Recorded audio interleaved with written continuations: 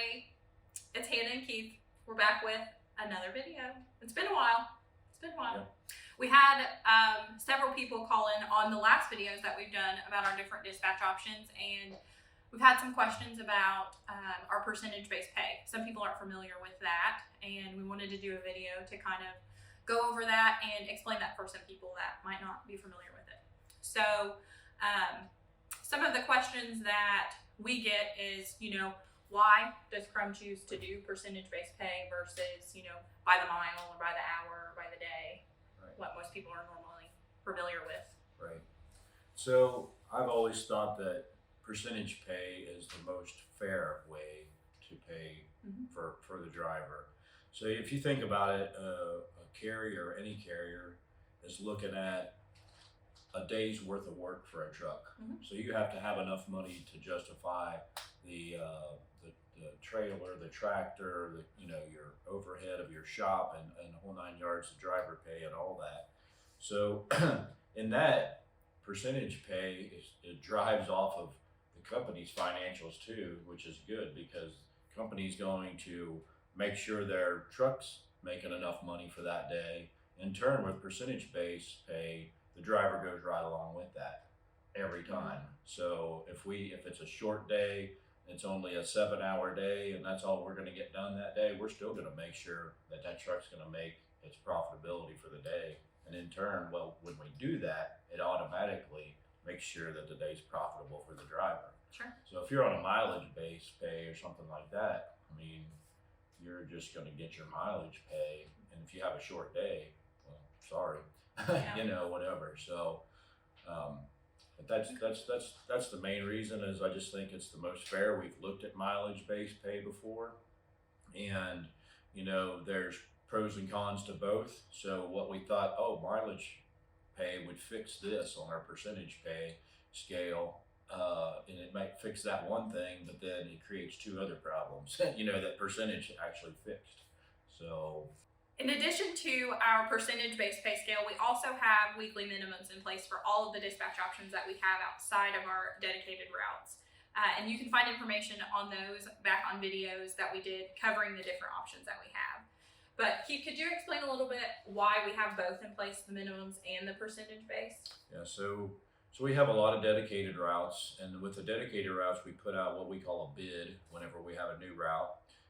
Or something major changes on a route, and the drivers also, you see that the driver's got firsthand, it's got the whole route laid out, how much it's going to pay per week and everything, and you pick that route if it's enough pay for you and it's running in an area you like, then you pick that route and you know what that pay is going to be. So there's no minimum on that because you already know up front what's going to be. When you're running open board, our 3 different open board options, which is a 1200, on a 1200 board you get that's our years of service option. That's your years of service option. So you got more of a selection. You got a little more of a selection of what you're going to take. When you go to $1,700 minimum, you don't have any selection. You just get dispatched. That's our on-demand. That's more of like a true force dispatch type style. Right, and then our specialized dispatch. Specialized dispatch is just for a particular customer, and that 2,000 minimum, that is also the same way as the $1,700 minimum. It's you go, and run out your clock if we can do that or whatever. You just have to be available. Don't always run out your clock, but you just have to be available and go wherever needed.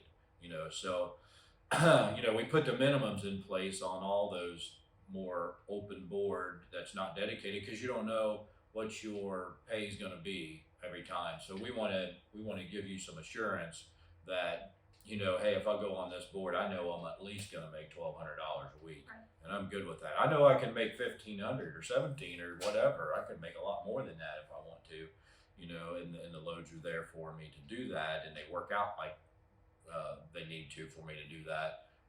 But at least this is the minimum I'm going to get. So we know that's to protect the driver, and because it's not the driver's fault if we have a customer cancel loads at the last minute or something like that, so that protects you and still gives you a nice paycheck for the week.